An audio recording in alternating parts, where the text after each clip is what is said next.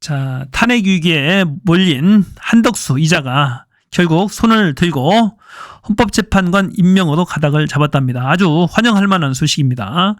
상설특검 추천 의뢰는 끝까지 피할 수 없어 보인다. 따라서 임명을 해야 될 것 같고, 쌍특검법, 김건희 특검법과 내란 특검법에 대해서는 거부권 행사가 유력하다라고 총리실 고위 관계자가 밝혔어요. 자, 이것도 일단은 마음에는 안 들지만 일단 그렇게 가겠습니다. 우원식 의장도 국회가 선출해 보내면 임명하는 일일 뿐 의무를 다해라. 이재명 대표. 임명 거부는 국헌문란 행위이자 내란 행위다라고 강하게 질타했죠. 마은혁, 정계선, 조한창 헌법재판관 후보 모두 국힘에서 추천한 후보 모두 당연히 해야 된다. 임명하는 것은 헌법과 법률에 합당하다. 모든 학자들 중에 이것을 부정하는 학자 한 명도 없어요. 모든 법률가는 합당하다라고 한 거예요. 할 수밖에 없는 겁니다, 이건. 자, 아주 잘 된 거죠. 자, 대법원도 대통령 권한 대행이 대법관 임명하는 것은 헌법 위배가 아니다라고 해석을 내놨습니다. 똑같아요. 대법원이 대통령 권한 대행이 대법관을 임명하는 거나 대통령 권한 대행이 헌법재판소 재판관을 임명하는 거나 똑같다라는 얘기죠. 대법관이 헌법재판관으로 바뀔 뿐이니까 똑같은 입장이겠죠. 그것은 헌법 위배가 아니다라는 얘기입니다. 이것도 대법원장의 추천 몫이 있는 거예요. 대법원장 추천 제청이 있는 이 경우도 할 수 있다라는 겁니다. 헌법재판관 이번 경우에는 국회에서 추천 의뢰하는 거죠. 국회에서 추천한 걸 대통령이 임명하는 겁니다. 국회 몫이니까. 이 대법관은 대법원장 몫이었어요. 그러니까 대법원장이 제청하는 겁니다. 아무 문제 없다라는 얘기입니다. 자, 대법관의 임명 절차가 지연돼 대법관의 임기 종료에 따른 공백이 발생한다면 대법원의 재판이 지연될 우려가 있다. 그로 인해 국민들이 장기간 법적 분쟁에서 벗어나기 어려워질 수 있다는 점을 감안해달라. 그래서 합법적이다. 헌법에 부합하는 것이다. 라고 얘기를 합니다. 우원식 혼란의 핵심은 한덕수 권한대행이다. 탄핵은 우려되지만 이 혼란의 핵심에 한덕수가 있다. 그래서 한덕수의 탄핵의 시기에는 내일 모레 27일 오후 2시까지 결정을 해라. 저렇게 얘기 나왔다가도 언젠가 언제 또 압력을 받아서 싹 바꿀 수가 있어요. 바뀔 수가. 왜냐하면 이 총리실 자체가 제가 봐서는 이 윤석열한테 지배를 당하고 있는 것 같아요. 처음에 한덕수가 총리 비서실장도 대통령님이 추천해주면 내가 쓰겠다고 그랬잖아. 그러니까 미친 자죠. 완전히 종속되어 있는 거죠. 그 정도면. 그러니까 총리실 인원 자체가 대통령 윤석열 쪽 사람으로 완전히 김건희 쪽 사람으로 채워져 있는 것 같아요. 그러니까 이 총리실에서 말들 나오는 거, 이 성명서 무슨 언론 브리핑 자료에 나오는 거 다 보면은 대통령 윤석열 김건희 입김이 들어간 거예요. 그래서 이 입장도 왔다 갔다 합니다. 한덕수에서 나오는 이 말만 믿으면 될 것 같아요. 그래서 이것도 몰라 가봐야 하는 겁니다. 가봐야 하는 거예요. 자. 헌법재판관 임명 문제와 관련해서 국회가 본회의에서 헌법재판관을 선출해서 보내면은 권한대행께서는 헌법재판관을 임명하는 일일 뿐이다. 탄핵할 때 한덕수 탄핵할 때 그럼 의결 정죽수가 어떻게 되느냐라고 하니까 그 1차적 판단은 이 국회의장한테 있어. 너네가 왜 왈가왈부해? 내가 결정해. 입법조사처 의견 듣고 내가 결정할 거야. 입법조사처는 이미 얘기했습니다. 이 총리 때 있었던 사유에 한해서 탄핵하는 경우에는 151명, 300명 중에 과반인 151명이면 족하다고 됐어요. 그래서 그렇게 아마 할 것 같습니다. 한덕수는 27일까지 결정을 해라. 아니면 끝장난다. 깜빵 가야죠 뭐. 이 특검 추천 거부하고 하는 게 한덕수와 한덕수 와이프도 애가 없어요. 윤석열 부부도 애가 없잖아요. 똑같아요. 그래서 한덕수 와이프가 이 명략 이렇게 발달해서 점을 봤는데 윤석열이 내년 설 지나면 아주 흥하답니다. 설까지 무사하면 흥하다고 해서 윤석열 쪽에 줄을 선 것 같아요. 그러면서 특검법을 과감하게 거부하고 윤석열 정책에 부합하는 것들을 선택하는데 결국에 그러면은 탄핵당하고 결국에 사법 판단을 받게 되는 거예요. 깜빵 가는 거예요. 깜빵. 왜냐하면 내란 공범이야 이자는. 윤석열의 계엄 선포를 반대를 안 했다니까 이자가. 반대했다는 증거 한 개도 없어요. 국무위원들조차도 그러니까 참석했던 국무 11명조차도 한 명도 못 들을 때 한덕수가 반대하는. 오히려 찬성하고 국무위원들 지가 소집 권한도 없는 국무위원들 불렀대. 지가 소집해서. 말이 안 되는 겁니다. 그래서 이자는 지금 한덕수는 내란죄의 공범이 확실하다 이렇게 봐야 될 것 같습니다. 이 권영세가 비대위원장, 이자도 검사 출신이에요. 비대위원장으로 지명이 됐죠. 그래서 30일부터 시작하는데 이제 대국민 사과를 한답니다. 여태까지 제대로 된 사과가 없었어요. 이자들이 내란해놓고 국민한테 총과 폭탄을 들고 유린해놓고 나서 사과가 없었어요. 사과하겠다 하니까 이 극렬 지지층들이죠. 극렬 지지층, 극우 보수 세력들. 영세야 대국민 사과하면 정치 인생 끝이다. 국힘 책임당원 일동. 그러니까 미쳤어요. 제가 봐서는 이 국힘당 자체가 극우화돼서 극우화. 미쳤어요. 정신 나갔습니다. 사과하지 말라는 메시지를 막 보냈답니다. 인증사진도 올라오고 다 사과하지 마라. 사과하면 너 가만 안 두겠다 그거예요. 자, 계엄은 정당에는 왜 사과했냐? 대한민국 정치에서 사과는 곧 사형선고다. 윤석열, 김건희 여태 사과한 적 한 번도 없잖아요. 그렇게 잘못해놓고도 똑같은 거예요. 이자들이. 왜 사과하냐 이거. 극우화 됐다니까요.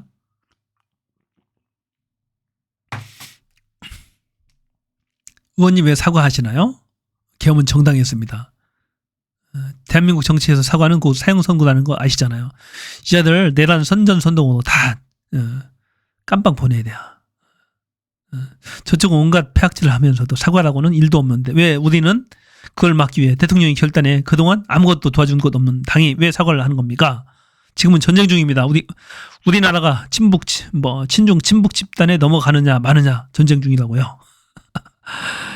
야, 이자들 트랙터 몰고 온 것까지도 얘기하네. 트랙터를 끌고 돌진하는데도 그냥 잠이나 자셨습니까? 미쳤어요. 극우화되는 극우화. 탄핵 찬성 집회에 나갔던 사람들도 정신 차리고 있고 대통령 지지율도 오르고 있는데 왜 사과라는 바보짓으로 다시 떨어뜨리려고 하나요? 지금은 투사가 필요하지 자리 연연하는 선배는 필요 없습니다. 정신 차리세요. 극우화됐어요. 이자들 미쳤습니다. 지지율 11% 대통령 그 지지자들이 할 얘기입니까 이게? 11%까지 떨어졌었죠. 그 뒤에 조사했으면 더 떨어졌을 한 자리요. 조사를 멈췄어요. 대통령 탄핵되는 바람에.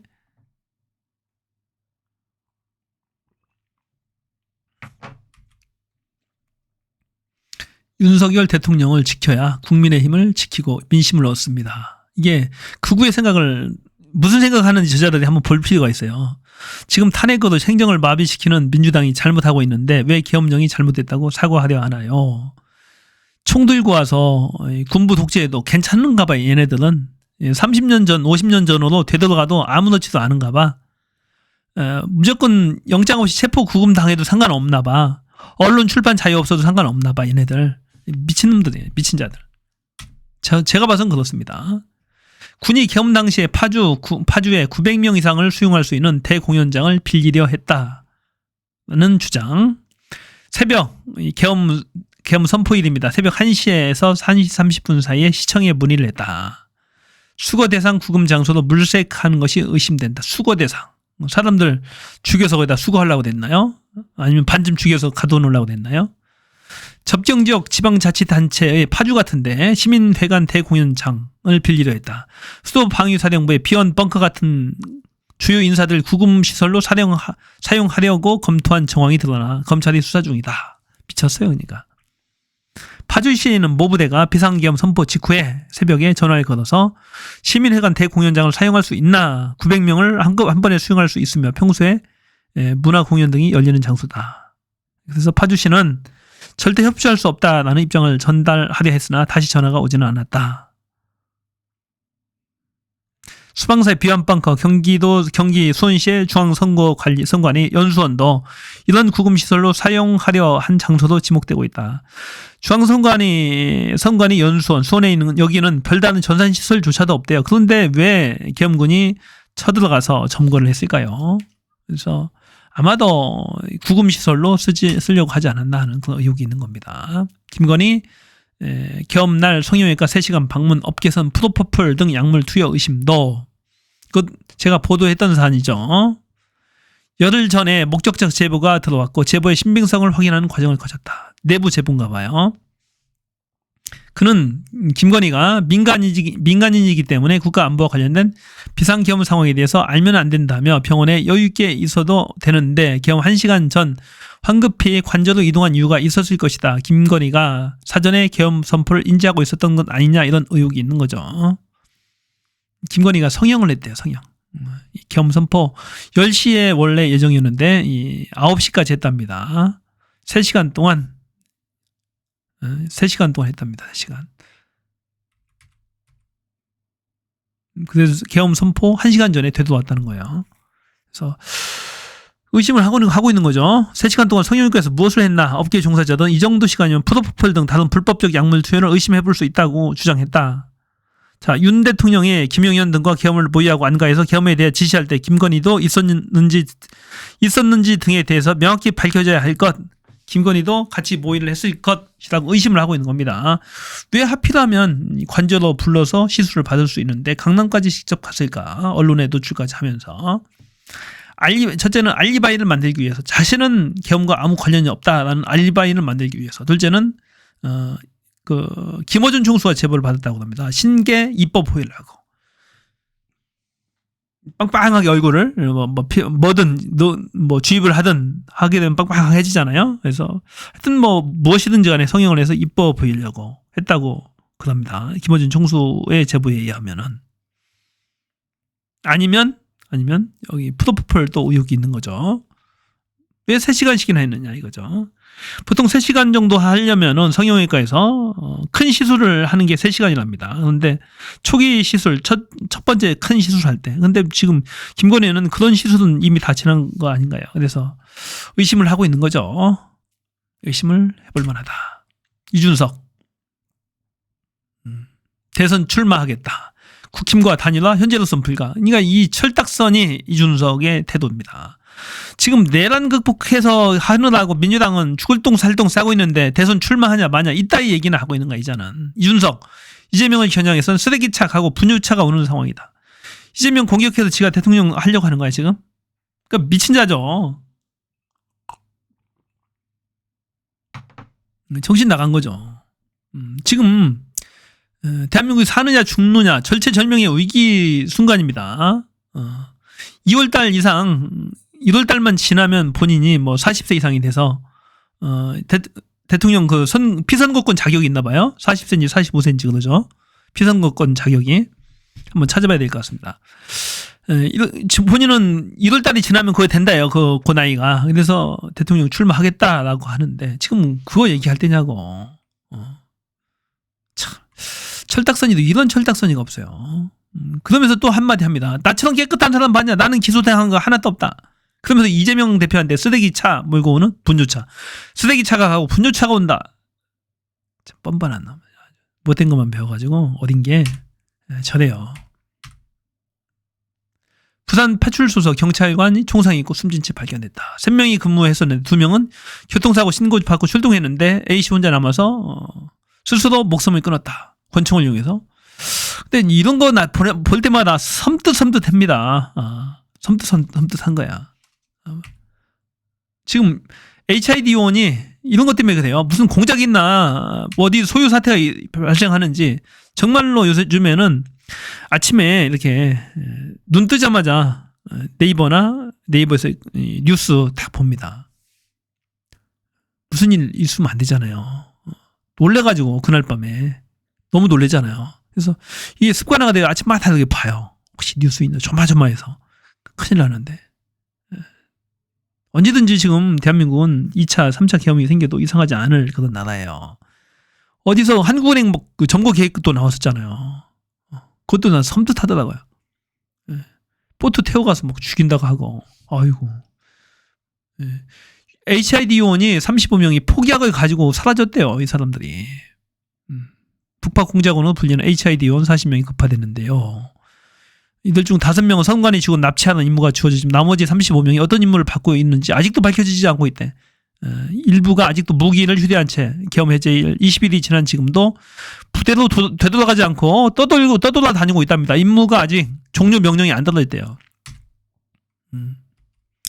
이 사람들은 임무 종료를 아무나 못 시킨답니다. 이 직속 상관만이 바로 직상급자만이 시킬 수가 있대요. 이 직상급자들이 지금 다 구속되거나 그래서요. 구속되거나 아니면 잠적하거나 그래가지고 제보가 막 온다는 겁니다. 제보가 이 사람들한테 HID 공작원들이 제보가 온대요. 제발 빨리 이 계엄 출동 해제를 해달라 이거야. 그래야지 내가 지금 폭탄 들고 있다. 총알 들고 있다. 이렇게 제보가 온다는 거야. 끔찍하지 않아요? 실제로 온답니다.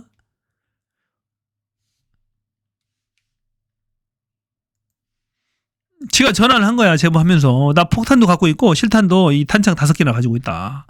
어떤 임무를 받고 있었는데 연락이 끊어져 가지고 지금 내가 그냥 복귀도 못하고 복귀해도 배신자로 낙인 찍혀서 안 된답니다. 그 사람은 무조건 직상급자의 명령만을 듣는데 아무 말도 안 듣는다. 국방부 장관 얘기에도 말 안 듣는다는 거야. 지금 그렇게 위중한 상황입니다. 이 35명이 다니면서 폭탄을 들고 다니고 있다는 거야 지금. 언제 어디서 빵 터져도 아무것도 이상하지 않을 이상한 나라가 됐어요. 그러니까 진짜 죽일 건 이 북파 공작원, 이 고도에 훈련된 사람들, 김정은 참수부대, 돼지부대 이런 사람들을 고도의 훈련을 쓸 사람들 대한민국 국민들 죽이는 데 썼다는 거잖아요. 청주 비행장과 지금 사드 기지, 성주의 사드 기지를 공격하라는 그런 명령을 내렸다고 하잖아요. 죽일 놈들입니다. 심지어 보세요. 육군 1공수 한국은행 보안 점검하려다 주소.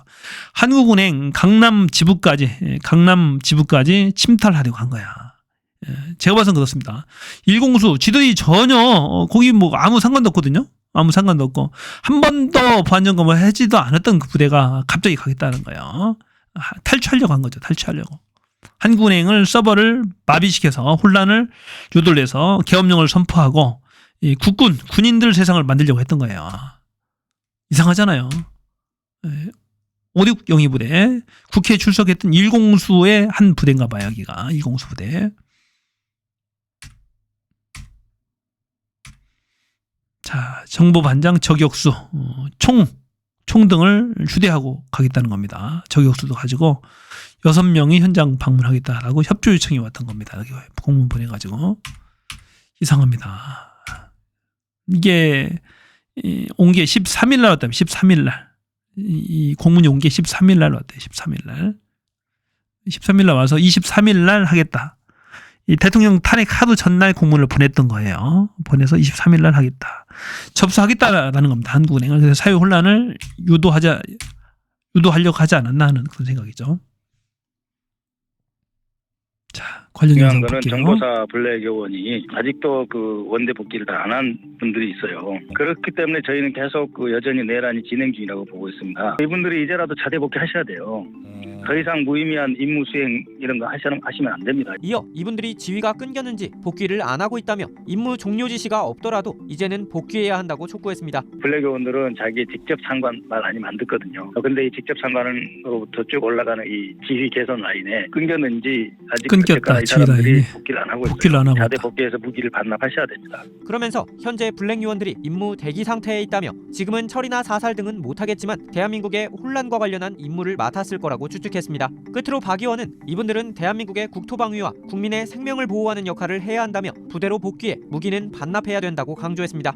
로 들어온 믿을 만한 제보입니다. 전현희 의원 시중에서 무기를 소지하고 있는 블랙 요원으로부터의 제보입니다. 제보 지금 현재 복귀 납니다. 명령을 제보. 받지 않고 있다고 합니다. 이 블랙 요원들은 자기들이 훈련받은 그 지명을 가지고 자기들끼리 이름을 만들어서 부르는 그런 팀들이 있다고 하는데요. 이 제보에 따르면 지금 현재 청주공항 여기에 그 폭발을 임무를 맡은 자, 청주공항을 폭파하라. 청주공항. 거기는 이제 스텔스기 F-35기 등이 있답니다. 거기 미군 부대도 같이 쓰고 있답니다. 거기에. 그런 블랙 요원들이 있었고 또 사드 기지에 성주 사드 기지 임무를 맡은 요원들이 있다고 합니다. 그래서 여기에 소요를 일으킬 목적으로 무기 지급을 팀별로 받았다. 그리고 이 제보한 이 사람의 경우에는 무기를 C4 폭탄을 소지하고 있고 근총 탄창 5개를 소지하고 있다. 이런 제보입니다. 그래서 지금 다수의 블랙 요원들이 현재 복귀하지 않고 지금 도대체 뭘 해야 되나 이렇게 있는 상황이라고 합니다. 이 블랙 요원들이 지역별로 활동을 하고 있는데 현재 가지고 있는 폭탄을 사람이 많은 곳에 그냥 던지고 가더라도 누가 던졌는지 모를 정도로 그런 위험한 상황이다 이렇게 얘기를 합니다. 청주공항의 경우에는 블랙 요원이 5명 내지 10명이 배당이 됐고 담당을 하고 있고 이 블랙 요원들은 직속 담당 상관에게만 지지받는 점조직으로 운영되고 있다 이렇게 얘기하고 있습니다. 그래서 계엄이 해제가 됐는데도 아직도 복귀 명령이 안 내려서 두려움을 가지고 있다. 또 만약에 배신자로 낙인이 찍히면 죽을 수도 있다 이런 생각을 하고 있다. 그래서 얼마 전에 국회에서 민주당 박선원 의원이 블랙 움직이지 마라 이렇게 이제 의원이 얘기를 했는데 그것이 굉장히 안심이 됐다. 한 번 더 그런 얘기 좀 해주면 안 되겠냐 이런 이제 호소를 하고 있습니다. 그래서 빨리 이 소집 명령 이게 해제가 되고 작전이 취소됐으면 좋겠다. 이게 전체적인 제보의 취지입니다. 제가 지금 우리 장관 권한대 행께 좀 요구를 하겠습니다. 지금 현재 청주공항과 사드 기지가 블랙 요원들의 이 테러 소요의 대상으로 이미 지시가 내려갔고 그걸 업무를 배당받은 블랙 요원들이 현재 복귀하지 않고 지금 대기 중인 상황이라고 합니다. 그래서 청주공항과 사드 기지의 경계를 좀 더 강화할 필요가 있다. 이거 당장 하셔야 되고요. 그리고 정보사에서 밖으로 나간 폭탄, 건촉, 탄약 등의 무기를 전수조사를 당장 해야 됩니다. 전수조사를 하고 모두 전량 회수 조치를 해야 됩니다. 그리고 전수조사하고 회수한 그 내역을 상세히 국회에 보고를 해주실 것을 요구합니다. 그리고 모든 블랙 요원 지금 현역 HID는 아까 이제 장관께서 대행께서 복귀 명령을 했다라고 말씀하셨는데 아직 민간 요원들 그리고 또 실제로 현역의 경우에도 아주 다수가 복귀를 하지 않은 것 같습니다. 그래서 당장 업무 중지 명령을 내리고 복귀할 것을 명령하시기 바랍니다. 그래서 이 세 가지 경계 강화와 무기 전량, 전수조사 회수 그리고 업무 중지 명령과 복귀 명령을 하시고 그 내역을 국회에 보고를 하실 것을 요구합니다. 어떻게 하시겠습니까? 예, 지금 관련된 내용 아까 위원장님께서 말씀하셔서 지금 확인 지시를 제가 해놓은 상태고 그 관련된 내용이 확인되면 하겠습니다. 그리고 그런 즉각 하셔야 됩니다. 이건 매우 심각한 상황이라 언제 이런 테러가 발생할지도 모르는 상황이고 이 지금 요원들은 점조직으로 위에 상관의 명령만 받고 있고 지금 현재 내란 속의 윤석열이 지금 수사를 받지 않고 살아있는 상황이기 때문에 지속적인 내란 상태다 이렇게 볼 수 있습니다. 그래서 굉장히 심각하고 긴급한 상황이기 때문에 바로 조치를 하셔야 됩니다. 하시겠습니까? 네, 지금 제가 바로 확인하겠습니다. 네. 중요한 거는 정보 이게 심각한 게 뭐냐면은 민간 HID 요원이 있단 말이에요. 민간 요원이 있어요. 민간. 예. 공무원 신분의 HID는 뭐 그렇다고 하더라도 민간 파악되지 않은 민간 신분의 HID 요원들도 노상원도 민간인이잖아요. 본인이 퇴역한 HID 요원들을 또 지휘도 했다고 하니까요. 그래서 공식적으로 파견된 것보다도 민간 요원들이 더 많아요. 얘네들 파악이 안 된다는 거예요. 그래서 또 지휘할 수가 없잖아요. 노상원이 지금 구속돼 있기 때문에. 그래서 지금 상당히 걱정되고 염려스럽다는 얘기예요. 지금 실제로 HID 요원이 제보를 한 거예요. 제보를. 내가 지금 폭탄과 이 탄창 5개를 가지고 있는데 임무 대기 상태도 있는데 임무를 안 준다. 빨리 부대 복귀 명령을 해달라고 지금 전화가 왔다라는 거잖아요. 지금. 큰일입니다. 큰일. 그래서 진짜 죽일 놈들이에요. 이 특수요원들을 이용해서 계엄을 해서 국민들을 죽이려고 했다라는 거예요. 군인들 세상 만들려고. 미친 중요한 것들이죠. 거는 정보사 자, 노상원 수첩의 사살 계획은 백령도 작전. 이성윤도 수거 대상. 어저께 제가 이제 어제 보도를 했던 내용인데요. 끔찍하잖아요. 끔찍한가? 이성윤 의원 등 정치인, 종교인, 뭐 노조인, 방송인 등을 16명을 백령도 앞바다까지 데리고 가서 폭탄을 터뜨려서 죽이고 그리고 북한의 소행어로 위장시킨다라는 게 이 노상원 수첩에 적힌 그런 내용이에요. 끔찍한 얘기입니다. 끔찍한 놀이. 이 군대도 안 갔다 온 윤석열의 전쟁 놀이. 얼마나 무서운지를 몰라요. 총을 한 번도 안 쏴본 자입니다. 저는 총을 쏴봤어요. 군대 가서. 다 쏴봤다고요. 이자는 해본 적이 없어요. 조선일보조차도 점집 운영자의 북공격 유도 메모 윤과 김이 사실 밝혀라. 윤석열과 김용현이 밝혀라 그런 얘기입니다. 참 끔찍하죠. 수거 대상 죽여서 수거한다는 얘기입니다. 이건 노상원의 수첩에는 이른바 수거 대상과 관련된 백령도 작전이 적혀 있는 것으로 전해졌다. 수거 대상 명단이 총 16명이다. 수사 대상은 수첩에 적힌 백령도 작전이 수거 대상을 체포, 배를 통해 백령도로 보내는 과정에서 사살한다는 취지의 내용으로 의심하고 있다. 수첩에는 북한 등 불상의 공격을 통해 배가 폭발하는 등의 내용도 언급됐다. 정말로 무서운 이야기. 이성윤 의원은 당연히 죄도 없이 그냥 죽을 뻔했어요. 이 사적인 감정을 드러낸 거죠. 사적인 감정을 드러낸 거예요. 이 말이 됩니까? 사적인 감정을 계엄령을 동원해서 계엄군 특수부대를 이용해서 제거를 하려고 한 사건이죠. 한동훈도 맞아. 한동훈 사살도 사실이었다. 한동훈 명단 작성은 아마도 노상원이 하지는 않았을 거 아니에요. 명단을. 한동훈과 가장 사이가 안 좋은 김건희가 주지 않았을까. 이 이성윤의 명단은 누가 줬을까요? 윤석열이 주지 않았을까. 윤석열과 제일 사이가 안 좋잖아요. 노상원과는 일면식도 없다. 그러면 이성윤과 한동훈은 윤석열 김건희 부부가 명단을 줬다. 상상하기도 싫어요. 상상하기도 싫어요. 이유도 없이 저 착한 이성윤 의원이 그냥 비명 행사할 뻔했잖아요. 아무도 못 오게 백령도 앞바다에서 수장될 뻔했잖아요. 끔찍합니다. 빨리 종식을 시키자고요. 빨리. 유해창이 한마디 합니다. 진솔한 사과 없이 사퇴 피하는 건 동업자인 당을 버리는 것이다. 여당은 국힘당은 이재명 대표 사법 처리에 은근히 기대하고 있겠지만 대선에서 승리하기 위해서는 우연에 기대지 말고 정도로 이기는 방법을 강구해야 한다. 핵심을 탁 찔렀네. 유해창. 아직도 살아있네. 정도의 길을 걸어라. 사법 리스크 운운하지 말고 실력으로 이기라는 얘기예요. 아주 멋진 얘기. 좋아요. 조태열 계엄 선포 직전에 국무회의 자체가 없었다. 조태열 외교부 장관 이 불법 계엄이라는 얘기예요. 불법 계엄이다. 회의 자체가 없었다. 회의를 개의하고 의견을 묻고 그런 형태의 자리가 아니었기 때문에 회의 주제라는 말도 적합하지 않다. 패배 선언도 없었다. 그 국무회의가 법적 요건을 갖춘 국무회의가 아니었다. 그렇게 아니었다라고 생각한다. 부서도 하지 않았다. 모든 행위는 국무위원이 사인을 해야 돼. 사인 자체도 없었다.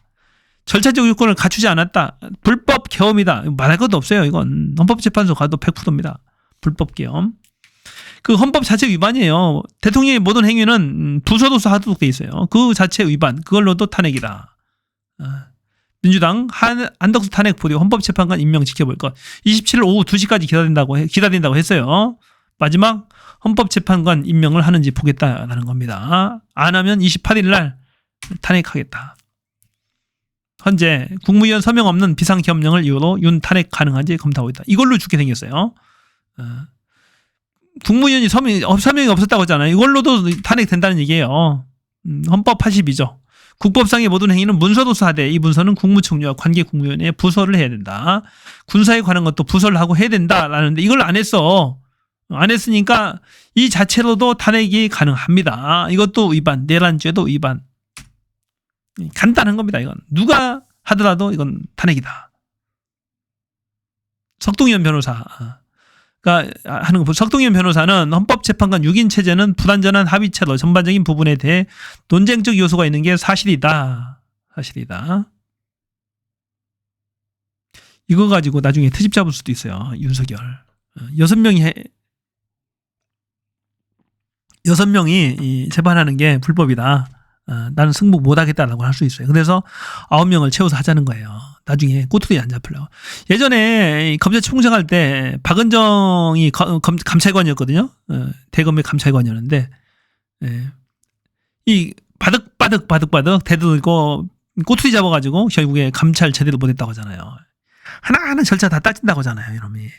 그러니까 이번에는 실수 없도록 꼼꼼히 따져야 됩니다. 자, 문영배 헌법재판소장 권한대행께서 말대로 6인의 심리와 변론은 가능하다는 입장이다. 하지만 판결은 몇 명이 할 거냐 이거예요. 판결은 그래서 오는 27일 예정된 변론 준비 기일에 변동사항은 없다. 6인으로도 심리와 변론은 가능하다. 원래 헌법재판소법에는 7인 이상의 심리하도록 되어 있어요. 하지만 현재 헌법재판소 6명밖에 없으니까 긴급하게 6인 이상만 되면 심리할 수 있도록 했어요. 그럼 판결은 어떻게 할 거냐 이거예요. 판결은 어떻게 할 것이냐. 자, 그 중에 이 새로운 견해가 하나 저도 처음 보는 거라서 오늘 나왔습니다. 이게 뉴스토마토의 이정환 슬로운 뉴스 대표인가요? 이정환? 처음 보는 주장을 합니다. 탄핵 헌재 방정식에서 6인 대 8인에서 한 명이 반대해도 곧바로 기각되는 건 아니야라는 새로운 얘기를 합니다. 현재 6명 있잖아요. 재판관이 하나, 둘, 6명. 이 중에 정영식이, 윤통희, 윤석열이 임명한 사람. 만일 기각 판정을 해요. 기각 판정을 했을 때 5명이니까 이게 탄핵 절차가 무산되는 거 아니야? 기각 판정하는 게 아니야? 다 이렇게 생각하고 있었잖아요. 그게 아니라는 겁니다. 이 기자 이정환 기자 얘기는, 대표 얘기는 그게 아니라는 얘기예요. 자, 원래 심리가 7명이 해야 되는데 7명이 해야 된다 이거예요. 헌법재판소에 7명이죠. 근데 6명이잖아요. 긴급하게. 하기 때문에 그 경우에는 한 명 이상의 의견을 더 들어봐야 된다. 보충을 해서. 그렇게 주장을 합니다. 그래서 이 6명이 다 탄핵에 인용하는 결정, 탄핵에 찬성하는 결정할 때는 가능하다는 거야. 어차피 6명 이상이면 뭐 헌법재판소법에 가능하도록 돼 있으니까 인용 판결이 가능하지만 기각하기 위해서는 한 명이 만일에 기각하는 경우에는 판결을 안고 선고를 할 수 없다는 얘기입니다. 선고를 하지 않고 다른 재판관들이 보충되는 것을 기다려서 같이 의견을 들어서 해야 된다. 왜냐하면 법에 7명 이상이 심리하도록 돼 있으니까 이 사람의 의견을 들어봐야 된다라는 얘기예요. 들어보고 한 명 이상의 의견을 들어보고 그 사람이 찬성할 수도 있잖아요. 찬성하게 되는 경우에는 오케이 되는 거 아닙니까? 오케이. 그러면 6대 1이 되는 거니까 통과가 되는 것이다라는 얘기예요. 일리는 얘기죠. 자, 9명 있을 때는 6인 이상이 통과하는 게 맞겠죠. 그런데 6명 있을 때도 6인 이상을 요해야 하는지, 7명이 하는데도 6명 이상을 요해야 하는지 등에 대해서 논란이 있을 수 있어요. 실제로 논란도 있고요. 하지만 헌법재판소법에 6명이라고 명백하게 됐기 때문에 그걸 비율로 계산할 수 없기 때문에 6인 이상이 맞긴 한데, 만일에 6명이 심리했을 때 1명이 반대하는 경우에는 곧바로 기각 결정을 하는 것이 아니고 7명 이상을 채워서 의견을 들어서 결정을 해라라는 얘기입니다. 상당히 좋은 소식이죠. 좋은 소식. 만일에 이 한덕수가 헌법재판관 임명을 계속 않고 다른 후임자도 않게 되는 경우에 그나마 좀이나 숨통을 트일 수 있는 그런 견해죠. 자, 이렇게 돼서 아주 좋은 소식입니다. 이 얘기도. 자, 관련 영상 한번 볼게요. 네. 지금 6명이 그 심리를 할 수 있느냐 없느냐가 논란이 있었는데 원래 이제 7명이 심리를 해야 되고 그중에 6명이 최소 심리 정족수, 의견 정족수입니다. 그런데 지금 이진수 쪽에서 방통위원장 쪽에서 이 가처분 신청을 해서 6명만으로도 심리할 수 있게 돼 있습니다. 네네네. 그런데 그러니까 6명 중에 1명이라도 그러면 반대하면 이게 바로 기각되는 거 아니냐라는 그 주장이 있었지만 그건 또 사실 아닌 것으로 최근에 논의가 되고 있습니다. 왜냐하면 그 가처분은 이 심리 정족수를 말하는 것이지 기본적인 헌법재판소법의 원칙은 최소 7명이 심리해서 그중에 6명이다. 그러니까 만약에 6명 중 1명이 반대를 하면 7명 심리 정족수 다시 채워야 되기 때문에 지금 3명의 후보 중에 누구를 임명을 해서 최소 7명, 1명이 더 그 찬성하는지 반대하는지까지 들어봐야 된다. 그러니까 6명이 혹시 1명이라 반대를 하면 그걸 발표할 수가 없다는 거죠. 심리를. 그러네요. 그러니까 이걸 가결시키려면, 그러니까 인용하려면 9명 중에서 원래 정원인 재판관 9명 중에서 6명이 찬성해야, 인용을 주장해야 가결이 되는데 지금 6명 있다고 하면 나중에 3명이 더 오더라도 6명이 다 찬성하면 판결이 안 달라지니까 그렇죠. 그냥 6명이 다 결정할 수 있다. 인용은. 그러니까 최소 7명 중에 6명이 찬성해 통과되는데 6명 중에 5명만 찬성한 그 6명 중에 6명이 찬성하면 통과가 되는 거죠. 되지만 그러니까 6명 중에 5명만 찬성하면 부결할 수는 없다. 그러니까 저는 이렇게 해서 그러면 7명이 심리를 해서 그중에 6명이 찬성해야 통과되는 건데 그러니까 지금은 7명이 안 됐지 않습니까? 그러니까 만약에 한 명이라도 반대를 하면 다시 7명에게 물어봐서 6명을 채워야 된다는 거죠. 네, 알겠습니다. 싶은데요. 네. 지금 자, 평양 무인기 증거 없애려 화재를 발생시켰다. 이것도 제보랍니다. 커지는 의혹. 자, 드론 사령부의 컨테이너 박스 안에서 사고가 화재가 최근에 발생했는데 이것을 고의로 증거를 은폐하기 위해서 화재를 고의로 발생시켰느냐에 대해서 논쟁이 있었어요. 국정감사에서도 문제가 됐었던 부분이죠.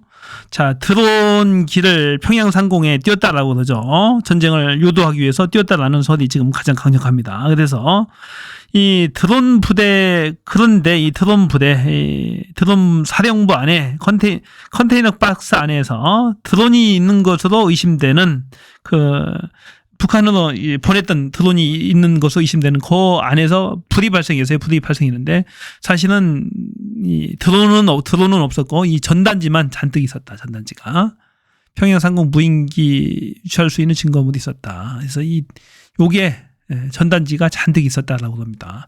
평양 상공에 엄청 많은 양의 이 유인물을 막 뿌렸답니다. 다행히 전쟁이 발생하지 않길 다행이에요. 전쟁 발생 안 한 것이 천만다행입니다. 그래서 불을 내가지고 아예 증거를 아예 없애버린 것 같아요. 전단지. 이 전단지가 드론 사령부에 있을 이유는 없잖아요. 드론 왜 전단지 거기다 놨겠어요? 이상한 거죠. 자, 여기까지입니다.